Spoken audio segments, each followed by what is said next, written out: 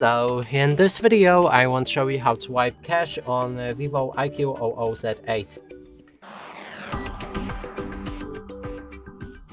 To do this, first we'll need to power off our device. You can click on the power button and volume up key at the same time and click on power off.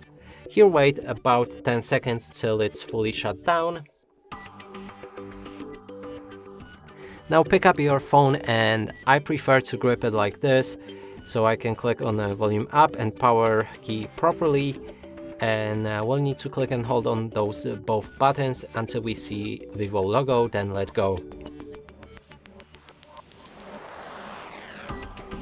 Here we are at the fast boot, and we need to scroll down using our volume button.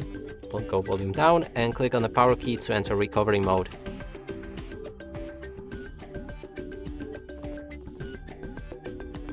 Inside, go for clear data. Now the touchscreen should work fine, and then we can clear our cache. Click on OK and your cache will be removed. And that's it for this video. Hope you like it. Please consider subscribing to our channel, leave a like and a comment below.